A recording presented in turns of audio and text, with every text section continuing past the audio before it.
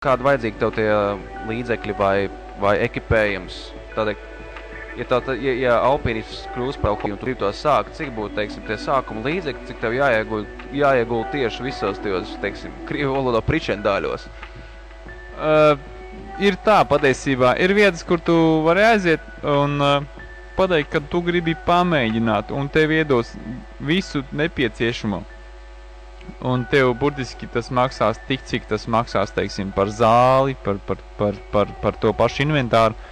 Un, ja es nemaldos, nu, tie ir daži lati, tas nav tur 10 vai 100, bet tie ir, nu, daži lati, pa kur tu, veiksim, var samaksāt, pamēģināt, tur pakāpelēt, pastīties, kā ir, un attiecīgi no tā, tad jau tu pats arī tālāk skaties, nu, kā tu gribi. Vai tu gribi nopirkt savu sistēmu un tad braukāt uz citām zālītēm, kur tev tuvāk var būt, vai arī turpināt tāpat kaut vai izīrēt tur to vietējo sistēmu un kāpelēt. Tas ir pēc pašu ziņas, bet tas nav dārgi. Un tad apmēram tikai runājot, cik būtu tā, ja tu, nu, piemēram, man vienmēr ir tā, ka ja es kaut ko izlēmu, tad man patīk, nu, tad es praktiski arī, nu, tu tomēr ir savādāk sajūta, ka tu aizies uz to sienu, vai možda es iesācējis, bet, nu, tev vienalga, par ko domā citi, un tomēr tev gribas, lai tie šūziņi ir tavēji, nu, tās, es nezinu, kā savus īstos apaus, tos mīkstos, plus vēl tās pampers, ko tu uzvelc, nu, arī es nezinu, kā to sauc. Vai tieši iegādāties viņus ir problēmas, un vai apmēram cik tas maksā, ja cilvēks tiešām grib sākt nopietni ar to nodarboties? Teiksim tā, ja cilvēks grib to iegādāties, tad es varu pateikt, kurpīts maksā apmēram plus mīnus 50 lati, un sistēma arī 50 lati, plus vēl ko vajag karabīnas, kas varētu maksāt, nu, karabīna maksā, nu, līdz 10 lati. Un attiecīgi, ja izdomā varbūt tās izmantot savu virvīti, nu, tad virve maksā metrā virs lata. Tā kā, nu, tas, protams, ka cipars saskrien, protams, ja uzreiz grib arī varbūt tās mēģināt uzreiz uz kalniem braukt un savu inventāru, nu tad rēķinieties ar kaut kādiem, teiksim, 500 latiem. Bet ir, protams, arī iespēja, kā ir tāda organizācija kā Laca. To jūs varat apstīties internetā www.laca.lv, un tur, teiksim, viņi piedāvā arī savu daļēju inventāru, līdz ar ko, teiksim, jums pašiem nav jāpērk un par to nav jātērē nauda. Tātad es jums teikšu, ka tas ir diezgan lēti. Nu, ja es salīdzināšu ar kaut kādu elementāru, atvainojies tiem, kam patīk bez stūvu nodarbi kā snowboards Latvijā.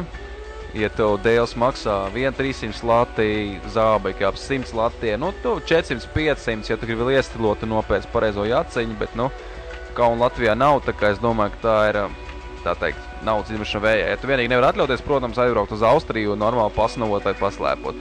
Tā kā es domāju, ka 100 lati priekš alpīnismu ekipējumu, plus, ja tu pirms tam tu to vari izbaudīt praktiski par kapējkām, kas maksā lētāk nekā jūsu pusdienas ofisā, es domāju, ka alpīnisms tādā veidā, ka varbūt ir daudz pieejamāks un varbūt daudz ekstrēmāks nekā daudz domā. Tad vēl, jā, kā mēs runājam aizkadrā par to, ka, nu, protams, ka tev patīk, nu, es domāju, ka kāpšana pa ledājiem un saušana un retinātais gaiss un vispārējais ir diezgan ekstrēmi, tad varbūt pastāsti, kāds ir tevs, nu, nevis, teiksim, slimā veidā nosliecis, bet, nu, kāds tavs intereses citos varbūt, salīdzinoši sporta veidu tomēr. Teiksim tā, man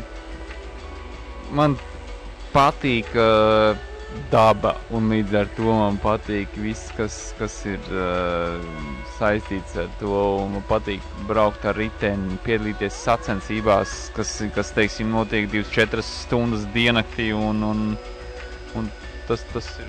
Es pārdaušu Kasparu, bet, nu, cik mēs zinām, tad, nu, pat kā tu ieguvi vienu galveno balvu tādās tieši sacensībās.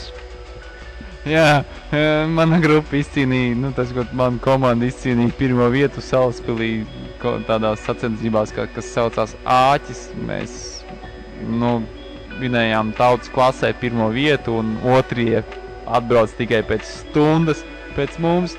Tas jau vien parāda patiesībā, ka mēs bijām diezgan spēcīgi, un Tas bija baigi forši, protams, ka bija grūti trasē un dibens vispār bija jēls, bet joprojām muguru sāp, bet tas bija to vērts piedalīties kaut kā tādā. Un teiksim, runāju par to ekstrēmo sportu, ir Latvijā noteikti tādas kā 24 stundu velobrauciens un orientēšanās. Nu, tur jābūt iekšā, un tas baigi interesanti, un tas pats arī ar tām laivošanām pa Latviju notiek, un tur uz to pašu Kampauru aiziet un noskaidrot maršrutus pa Latvijas upēm un ezeriem, un izbraukāt to visu, tas ir vienreizēji. Varbūt var precizēt, uz kurien tieši šie cilvēki grib piedalīties vai kaut ko tā darīt, uz kurien tu teici Kampava, varbūt var precīzāk?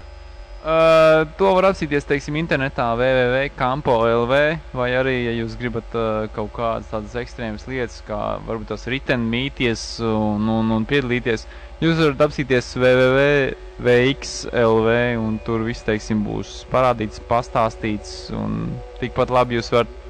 Es īsti nezinu, patiesībā man kauns, bet es īsti nezinu, Salaspilī ir tāda grupa, organizācija kā Salaspils Zīriņi.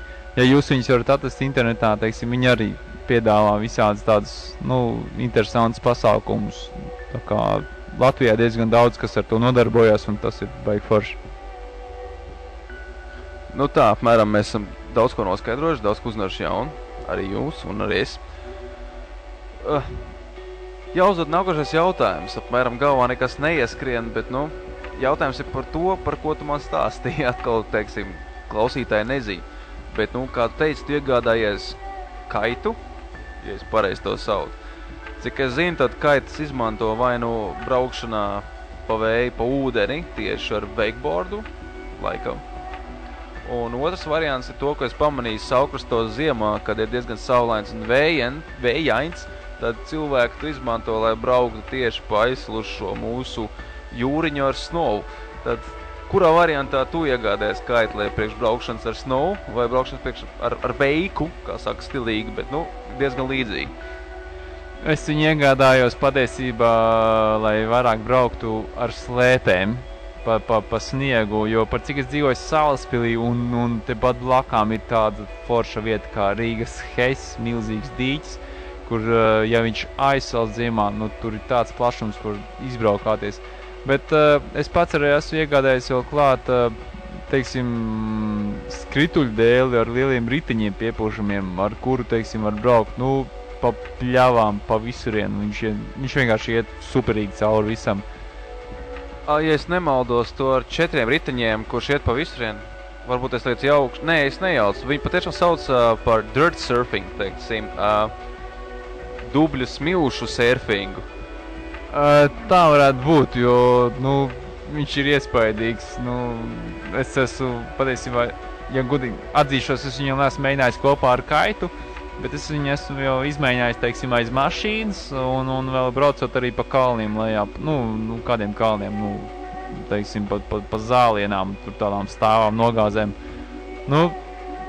Viņš iet bez problēmām un tu forši sajūti vienkārši, kad tu mauc. Vēl tik atliek apvienot kopā ar kaitu un tad jau viss aizies vienkārši uz urrā. Reāli runāju par to dirt surfing, es esmu arī daudz redzējis, daudz vidīgs redzējis, ka cilvēki vienkārši, kā ar snovu laiž lejā vasarā pa kalniem, praktiski gan izvien jau lēkā ar viņiem un visu kaut ko tādu dara. Vai tu spēji atrast kaut kur, teiksim, Rīgas tūmā tādu vietu, varbūt no kalna vēl nobraukt vēl kur var atrast, bet vai tu vari atrast tādu vietu, kur tu izmantot kopā ar kaitu, kad tev vējš vienkārši velk un tev ir naturālais dzinējs un kur tu vari močīt dirt surfing? Man brālim pieder zeme, kur ir 7 hektāri, un tur neviens elektrības līnija neiet pāri, un tas ir galvenais, lai elektrības līnija neiet pāri, un zeme ir viņam baigi foršā, un tur es patiesībā esmu gatavs izmēģināt. Tur es esmu izmēģinājis arī savu kaitu, un tagad es domāju, ka nākamajā reizē es izmēģināšu kaitu no visu to dēli, un tad jau redzēs, vai kājas būs lausts vai nē, bet, man liekas, ka tam vajadzētu sanākt baigi forši. Nē, un cik visiem jau noprotams, ka cilvēks tomēr piekrīt kaut kādiem. Varbūt stulbi būtu teikt ekstrēms, jo tas ir stilīgs vārds un tas nav īstais apvienojums ar cilvēku, kurš vienkārši meklē varbūt